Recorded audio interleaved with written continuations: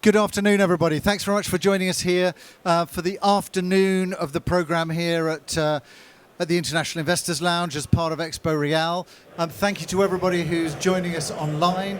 We're going to focus on the logistics trends and take a kind of deep dive into what we're seeing driving the market going forward.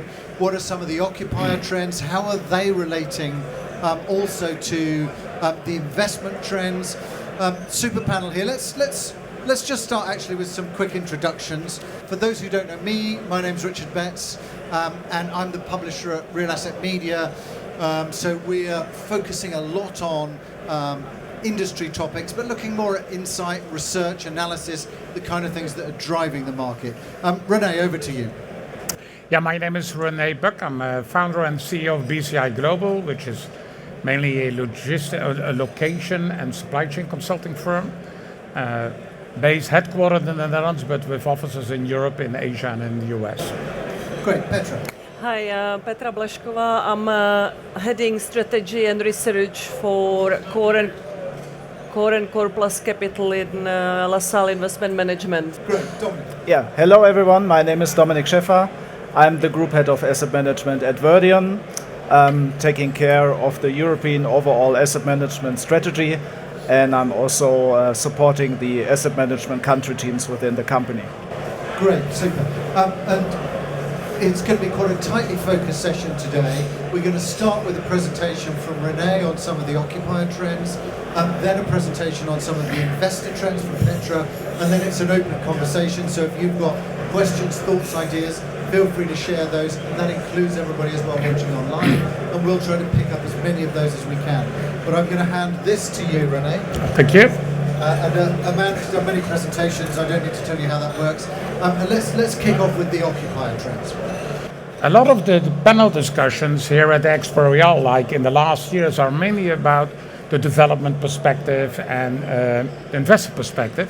So I'm pleased that Real Asset Media is setting up a forum which is more the tenant perspective. And we do a lot of work for tenants occupiers. Our company is working for a lot of companies who are trying to look into their manufacturing, their distribution strategy. So do we need new distribution centers? What is e-commerce meaning for us?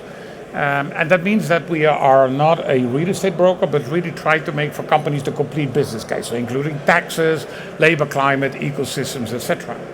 And here are a sample of our clients, which are all working on to optimize their footprint, their supply chain, and that's from procurement, manufacturing, distribution to the end customer. Now, let's first look at what are the major business strategy concerns. So before we talk about real estate, what are the major concerns, headaches, challenges companies see? When we work for European, American, Asian companies, we see that the uncertain economic development is still in place. We are here now in Germany. Last couple of weeks, a lot of discussion about the future of the German automotive industry. On the other hand, we see also geopolitical instability.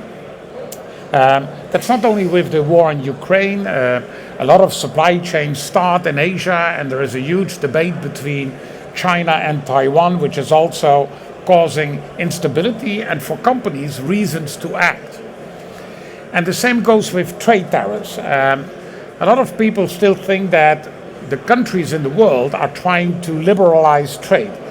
But if you look to the number of measures taken every year to harm trade, to make it more difficult between countries, that's a straight line up. Now, in a couple of weeks' time, in 4 weeks' time, we have elections in the US. One of the candidates, President Trump, has said that he will raise the import tariffs from China for 60% of all products. That sounds okay. But he has also said 2 months ago, I will pose an import tariff on all products from all countries in the world into the US of 10%. So from Germany, from Japan, from Taiwan, from Brazil, 10% on all products.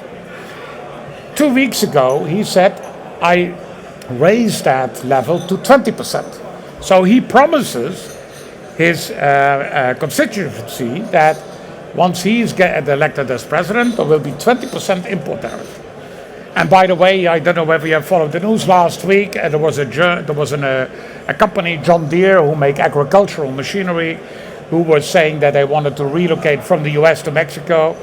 And he says then in a public statement, I'm going to impose an import tariff for that company of 200%. So trade tariffs are there. And if that means that if we have 20% trade tariffs, then Europe would retaliate a little bit quid pro quo.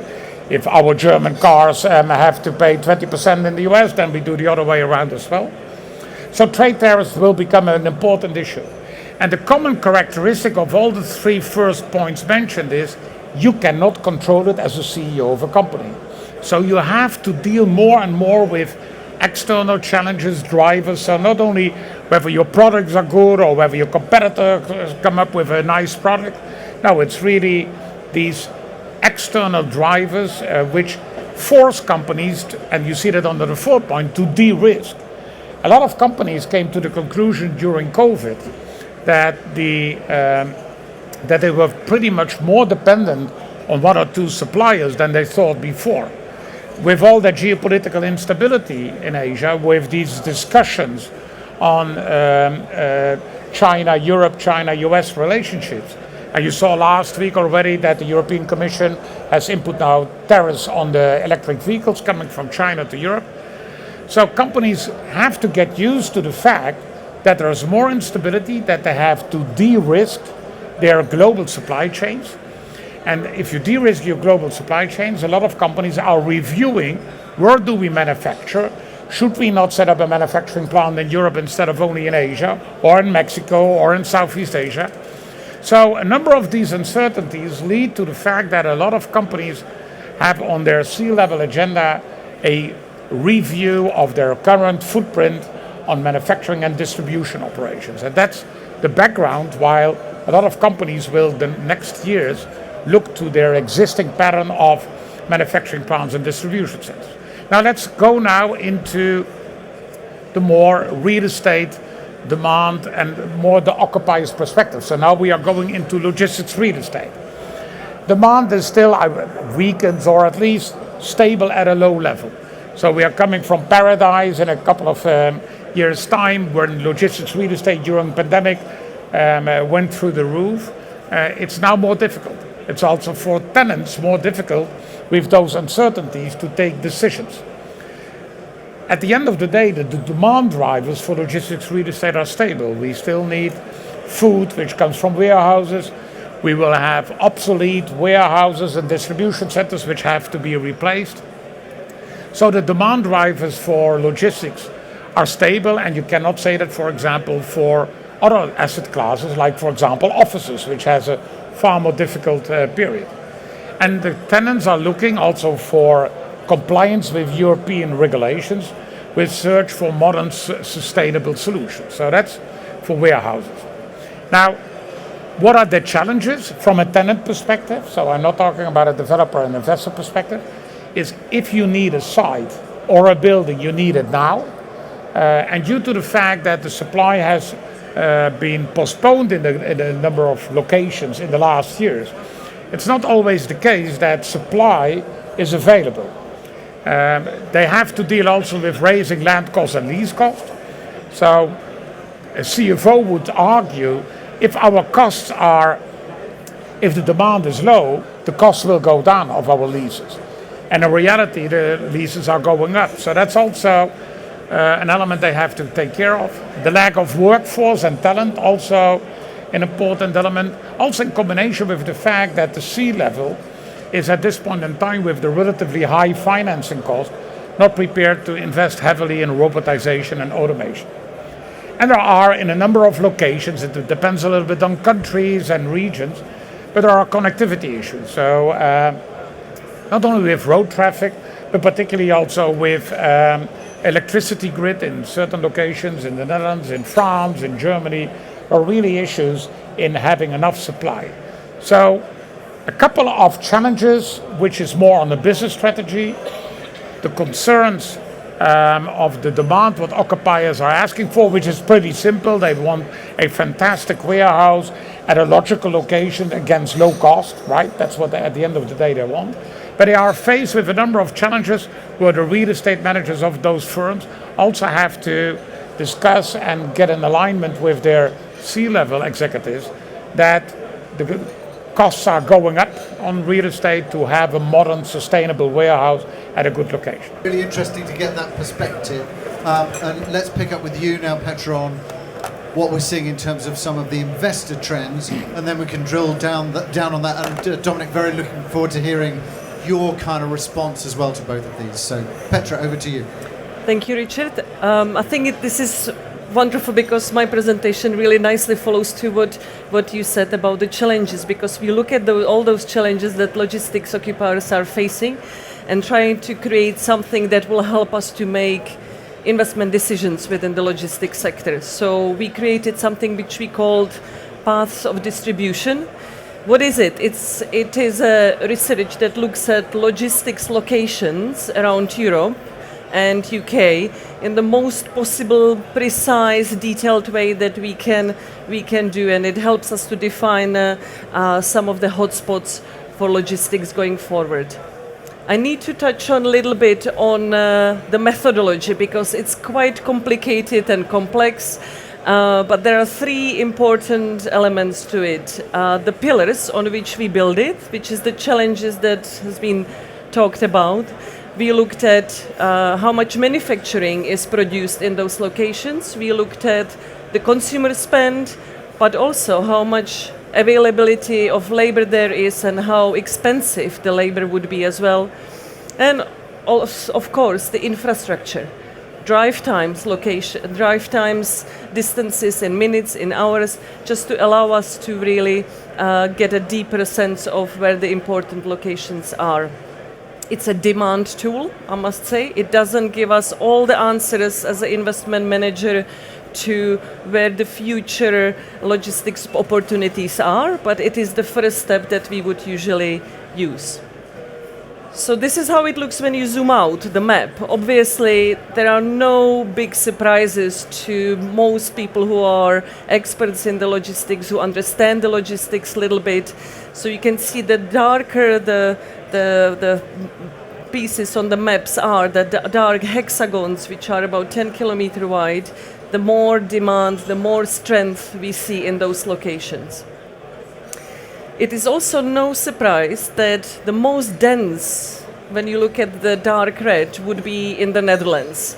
It is the key where lots of the global trade comes into Europe, obviously all the big ports, but also it goes for Belgium and Antwerp. You can also see on the list that some of the other big gateways are there as well. So it is about the gateways. Logistics always has been about the proximity to the best connected locations in Europe. When we start to drill a little bit more deeper into the analysis, I look at the cities or the regions around the cities where the logistics take place. This tells us that the most concentrated hexagons are actually Île-de-France. It's a huge consumer base. It's a very large population area, strong manufacturing, very good transportation from that perspective. Germany would have 5 markets in the top 20 as well. You see them here on the list as well named. So obviously for Germany it is about manufacturing and that really high quality infrastructure. A few more others are there as well. I'm conscious of time, but we can obviously pick it up a little bit later as well. Now we're really getting to what this analysis is about. It is about the micro locations, because we really feel that as the markets are getting a little bit more challenging for the logistics, especially for both for the occupiers and the investors, we really do need to understand the micro locations. And here you can see those hexagons drawn around Île-de-France and also the Rhine-Ruhr region. And for Paris, it's quite remarkable that the highest concentration is actually the east side of the city, going down from the Charles de Gaulle in that like the semi-crescent and that outer ring road. Obviously for Germany, it is the Rhine and Ruhr is the manufacturing hotspot of not just Germany, but most of Europe. Now to wrap up a little bit, I put here a few more examples of those of the maps that we created. The tool is quite interactive. Obviously, it's very difficult to present on a PowerPoint, but so here you see the screenshots of Greater London, and also I believe that's Amsterdam there as well, and Schiphol. So it's really, you can see that how we are really believing that there will be a winning locations, but also the locations which will be changing which will be facing some of those challenges that we have already spoken about. So it is really the granularity that is really important, that will bring the resilience to the logistics. And there is also one different way of looking at it, that each of those cities and micro-locations will actually require a slightly different type of logistics assets. You can see that cities like Paris, which I spoke about, are those big urban locations. Same goes for London, but also there are those big transportation hubs like Milan, which is wonderful, very cross-border location where you can drive long distances and service large populations as well. But there are emerging locations as well, highlighted on the chart here.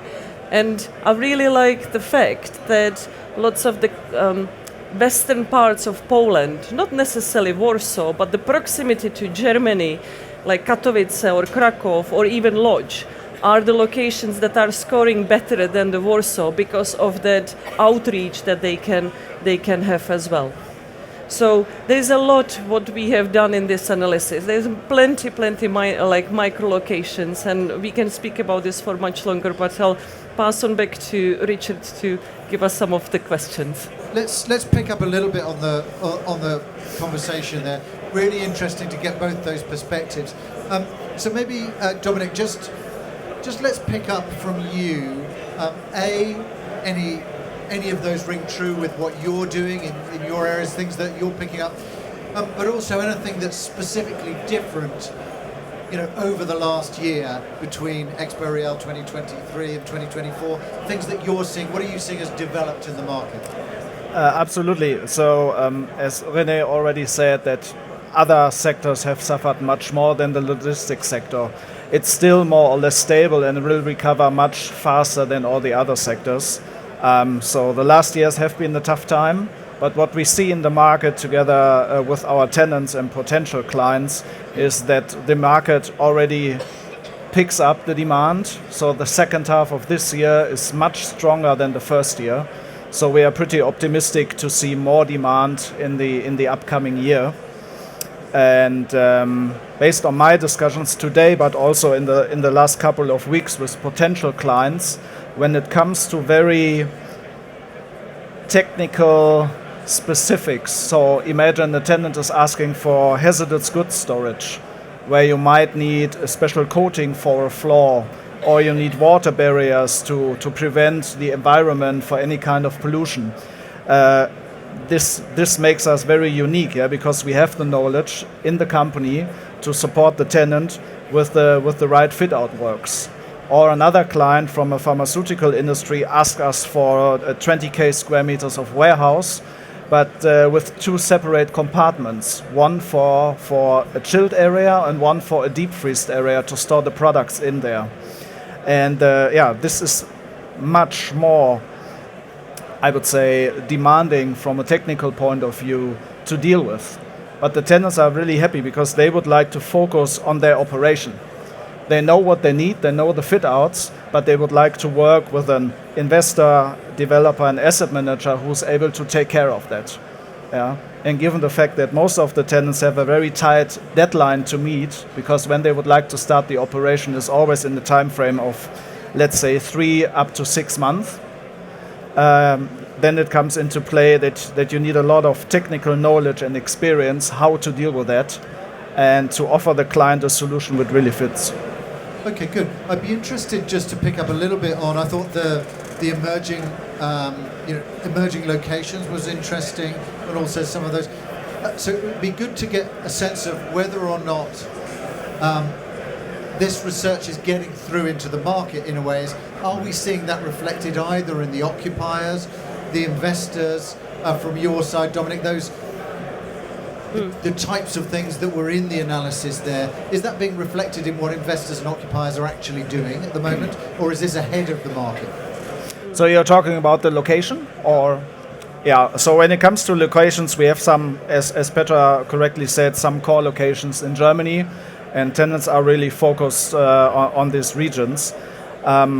However, they want to be a little bit more flexible when it comes to renting space. Yeah, so in the past, you are used to rent out space, 20, 30, 40k square meters of total lettable area, and right now tenants are more, let's say it in the way, carefully selecting the areas they really need in the long run. So it comes to the fact that sometimes tenants are asking for less space, but for a longer lease period, because they know that this is a strategic location for them. And this is where good asset management also comes into play, to really carefully select the sites as a developer, so that you make sure that in the long run you have the right offers in the market. Okay, good. And this again is for anyone really, which is, I guess, are we now looking at a phase in the market where instead of people needing to focus on it country by country, i.e. I've got an allocation for the Netherlands versus Germany versus France, that actually is going to be more about these micro locations where there's a specific reason for investing there? Yeah, I think you're right. The country by country comparison is only if you, for a very first initial step in a site search, then you immediately go to micro locations or regions, because the differences in large countries between the various locations are substantial. So a proper analysis for a tenant will always be very quick to the micro level, regional level, to the labor market catchment area level, because that's at the end of the day where the differences are being made. It's not about countries, right? Especially in the logistics. It's about the corridors, it's about the micro locations, it's about how the goods move through the Europe, and that tends to crosses the borders quite differently than the country borders. So for us it's a lot about looking at what we have created there and putting our AUM on that map. We see the darker areas would be where our most resilient assets are. So it is that those micro locations are a lot about the current resilience, to both from a perspective of how confident the occupiers are in those locations, micro locations, but it's also about how much confidence we would have in the future of those assets, right? So there is a certain capex and improvements you can do, but the location, the micro location, is absolutely key. And I don't think it's just the logistics actually at the moment. Yeah. No, I mean it's interesting to see that move from obviously a lot of assets being something where somebody could financially invest in it, sell it again and make money, to now a position where you really need to know, I think, what you're doing on these particular locations. And I'm just wondering, has there been a change because of you mentioned geopolitics, obviously, but we've also got the issues in the Middle East, we've also got the Ukraine war, we've got different things affecting the transportation of goods, the routes that they can take. Do you think that's fundamentally going to change some of the areas? So, for example, are we going to see more sea routes coming in around the Atlantic, for example, and therefore either into Northern Europe through, let's say, Amsterdam, or even into the Baltics, for example, or into Portugal, areas like that where that wasn't necessarily a big focus? Do you think that's going to change? I don't know whether we're seeing that. On the one hand, we still have major cargo flows coming to the major seaports, but if you think about it, a lot of discussion is about nearshoring or reshoring. So companies bringing back or adding production capacity in Europe. If you do that, you don't need, you need to a lesser extent all these large container ships coming from Asia to Hamburg, Rotterdam and Antwerp.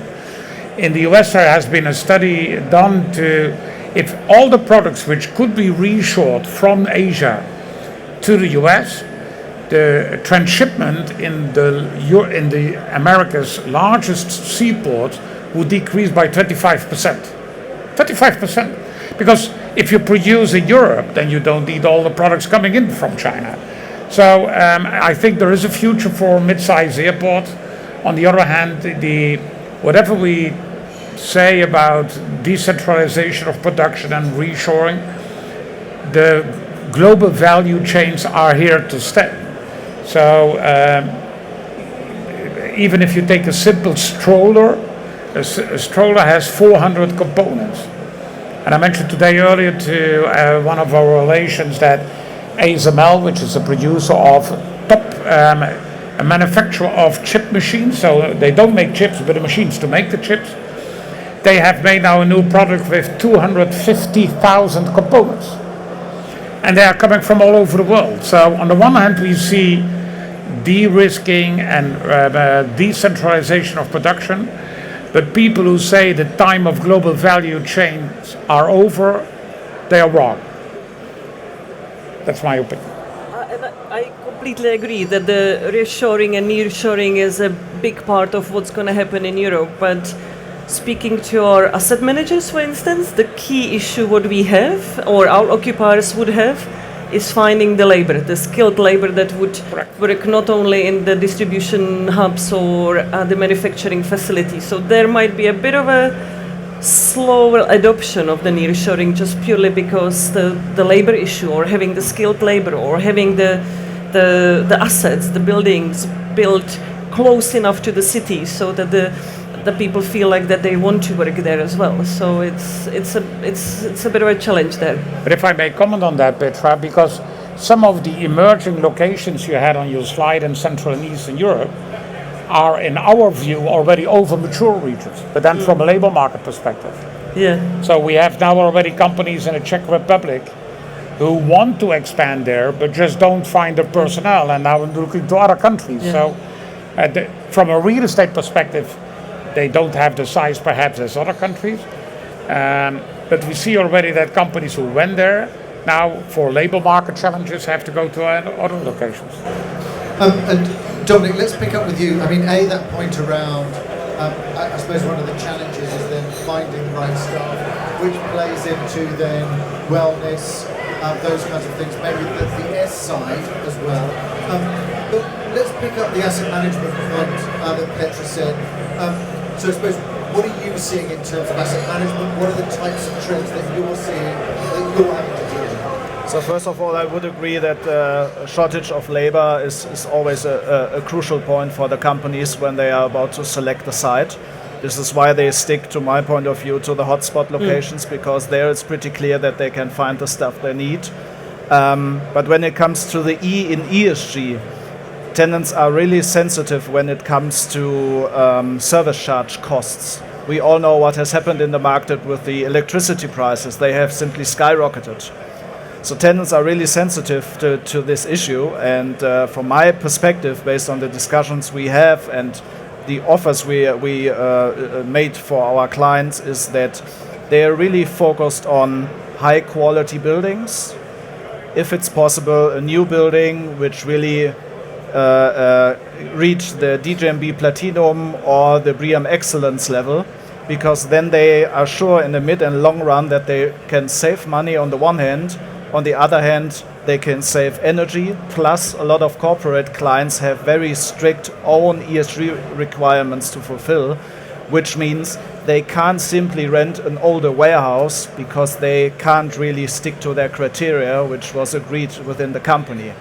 And this is where we are very active with our technical knowledge to provide space which is highly qualitative, highly isolated, so that the tenants can save money on the one hand, but can also save energy costs in the mid and long term. And is that an asset management side in terms of creating efficiency, additional value, or is it, are you also seeing the other side of that, which is to avoid stranding for some of these assets? What was the situation, particularly here in Germany as well? Absolutely. So for us as an investor, but also a developer and asset manager, we are used to work with very modern buildings. But when it comes to a larger portfolio where you have existing assets, maybe 20, 30, 40 years old, you really need dedicated staff to take care of these assets. Because it's not so easy when the tenant is running his operation on site to go there and then simply install a PV system here and doing some amendments here and there, some fit-out works.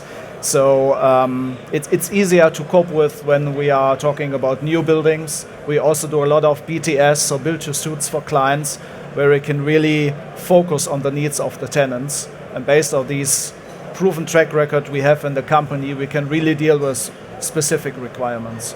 I think the new site you are opening in Bruggen, just over the Dutch-German border, is, I think, a great example of, on the one hand, the brownfield redevelopment, because it was a former military base. Military area. And on the other hand, you can put there completely 100% new buildings with all the sustainable assets you want to have. Perhaps you can elaborate a little bit on that. So this project is called Javelin Park, which is, let's say, between Düsseldorf and the Dutch border. And we just got the building permit, so we are about to start the project development there. It's a very big commitment from our side, because the size of lettable space will reach up to 650,000 square meters of space within the next 5 up to 10 years, maybe a little bit longer, because we will phase it out. And based on these technical requirements we have on our side, but what we also would like to offer our tenants is that we will even exceed the DGNB Platinum certification. We will have 100% renewable energy on site. The site is really highly sophisticated, and it's an area with where you can reach 10 million people within a 60 minutes drive. So it's not Düsseldorf. This is for sure. But the area has some kind of potential where we think it's a long-term commitment from our side to invest in this region, because the asset will be up to date. Okay, good. It was interesting as well, notably at the beginning of September, we often do, Savills has a European real estate census. There's also then the Garber Pyramid research. So there's a few things that come out right at the start of September that we look at as indicators to see how the market is going to run. And it was interesting that sustainability moved along with a focus around power and energy were some of the key things both for investors and also tenants. And that was the first time that it had come up to the fore in terms of the tenant side. So I suppose it'd be interesting just to see, are these things that there just simply wouldn't have been the same conversation about 2, 3, 4, 5 years ago? Have we really seen a kind of step change now in terms of the market and what they're looking for? Mm-hmm. It's becoming a norm, right? And for logistics, it's relatively easy to become if it's a new building or if it's not over 20 plus years old building, to become green. Yeah. The advantage is the big roofs, and it's relatively easy to insulate or to make it energy efficient. You have the large plots where you can actually access the electric vehicles. So for us, we believe that actually logistics asset could be the leader when it comes to the green assets going forward. And speaking again to our occupiers and speaking to our asset managers, it is becoming absolute norm to make sure that we provide to what we call to future-proof the assets. Just trying to make sure that the asset will hold its value, not just now, but in 10 years' time. And that's certainly, everybody understands now that it is through the green initiatives. And Dominik, maybe that increased focus on power that I mentioned, obviously because of surges in power, but also potential power outages and insecurity in terms of power provision. as a challenge, what has that meant? Are people more focused both from the investor side and the occupier side on power, because we'll have increased electrification coming through? What's your sense of that? Yeah, so I mean, it's pretty standard that we have EV chargers on site. Sometimes also for bicycles, yeah, when people are trying to get rid of their car on a daily basis. But when it comes to power, this is a very important topic for all of them. Yeah. So Javelin Park once again is wind energy and also powered by photovoltaic. And based on the calculations we have made, we will always sell energy to the grid, because we will generate so much power on site that we think that we will still have enough power which we can feed to the grid for other purposes. But there are now also locations in Western Europe where the capacity of the grid is not enough, that you cannot deliver anymore. So you put solar cells on the roof. Absolutely. You produce more energy than the occupier is looking for, and you cannot give it back to the grid. And this is also a reason why it's much easier when we are talking about a build-to-suit solution for a client, because it's completely different if you have a pure logistics playing company or maybe a light industrial company. Yeah, but on the other hand, you could argue that putting solar cells on the roofs also help you with your BREEAM certification. Absolutely, this is one of the important points. Yeah? I just want to focus on the different needs of the clients, yeah?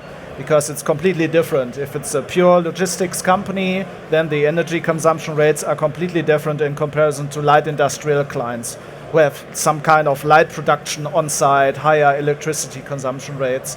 So it's easier to deal with on a BTS basis than on a speculative basis. Okay, good. And for anyone who's specifically interested in the sustainability side and logistics, there is a separate session on that tomorrow where we'll drill a little bit deeper. So forgive me if I don't move on with this here, because we'll for sure pick up on that, but that's a very interesting insight. In terms of technology, innovation, everybody always says, well, it's just logistics, it's a box, and what do we put into it? But are we getting changes in terms of what we expect to see, what the occupiers are looking for, what that means in terms of the types of spaces, the types of locations? How is that being changed? Does anybody have a sense of that? René, anything? I think from the technical outfit for a building, it's perhaps more where Dominik can talk about. What I see is also that if labor is so important, as we mentioned earlier, that people are looking into labor replacing automation or robotization. So and it's interesting is that if you have, for example, a packaging machine in a warehouse, which can take the work of 5 other warehouse workers, then you can put those 5 other warehouse workers anywhere else in your operations, because that's also where you have people, where you have lack of people. So I think the automation or robotization will increase. We see that already today. It can be very expensive, and from an investor, I've always thought that it would be interesting for an investor to take certain automation and robotization into the lease price, so that you finance it for a tenant. The problem still today is that there's such a huge variety in different types of robots and cobots and packaging machines and on, but it would be an interesting model that an investor not only has a high quality building and a high sustainability building, but that you have also kind of lease type agreement to finance automation or robotization, because it makes your asset more valuable in terms of being located in a labor market where it's tight, but where you also have a solution. I mean, sometimes the robotization or anything you put into the building is actually worth of more than the construction itself. Yeah. Right. So if we are able then to agree with the tenant for a long-term leases, we're talking 10, 15 years, then there is certainly an element of the landlords should be willing to actually look into it as well, because it's a huge investment for those. Fair enough. And that's always the balance between, because the tenants prefer short-term contracts, lease arrangements, and on the other hand, they hope to get from a landlord a kind of finance construction so that also automation or robotization is more on an annual operating cost than an investment cost, capex at the beginning. I would say you have two different ways how to handle that. Like when you're talking about different kinds of fit-out works, as already mentioned, you could try to amortize the cost during the lease term, but this would mean that based on the investment you would need maybe 10 or probably 10 years lease term, or you have an open book procedure where you just add a percentage fee for you as a developer to carry out the works, and put that on top of the investment. So many of our customers are already working with AutoStore systems. So the cube, which is fully automated, where different kinds of products are stored in this cube, which saves a lot of costs. And do you include then the investment cost of the AutoStore in your lease? Or are they paying for the AutoStore? In most cases, the tenants are paying for. But when we take a look in the future, I could imagine that this also might change. But it really depends on the tenant. So we have really big professional tenants with a long experience with such kind of works. But in general, when you have the capacity and the knowledge in-house, which we have, we could think about that. Okay, good. We're coming close to the end of our time, but what I'd like to do is just pick up a little bit on what this all drills down to in terms of locations, because obviously that's driving a lot of the real estate side. So both in terms of the analysis that you've been doing, René and Petra, and also your sense of the market, what you're developing, what's it drilling down to when we're looking at locations? Does it mean we're looking at the Netherlands? Does it mean we're looking at Germany, UK? Where are your sort of top picks? You can have more than one. And I'm hoping somebody's going to say Germany, because the next session in 10 minutes is on Germany, and that will give me a very good link through. But if not, it would be interesting to hear what the view is. It's actually the wrong question.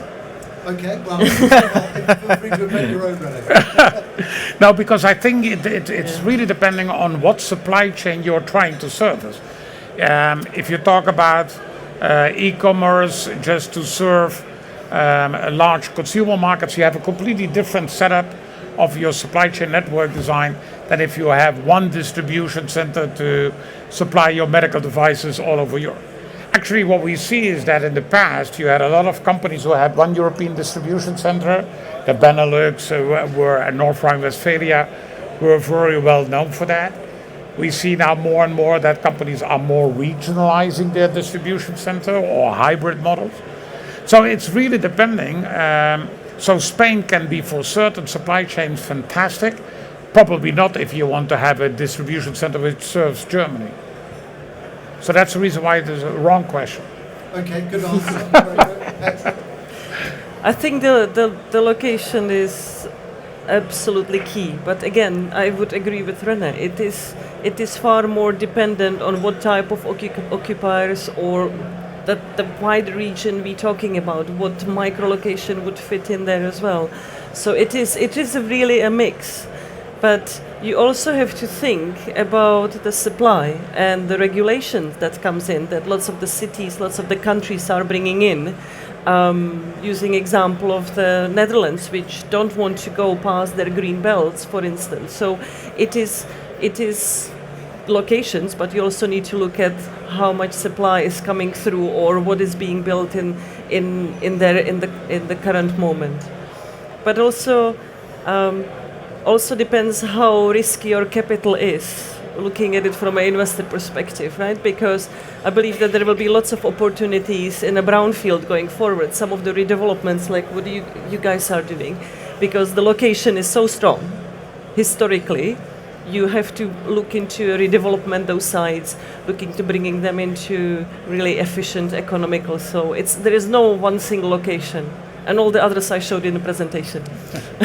Good. All right. Thank you. Yeah, it might sound boring, but location is still the key. It's always the same. Yeah, this is why we at VERDION really put all of our knowledge together when we are taking a closer look at different sites, because we are a long-term investor and we really would like to make sure to select the right properties for our clients. So this is where I would say technical but also commercial expertise from the asset management comes into play, really to take a closer look what are the needs of potential clients and is the location really future-proofed. Okay, great.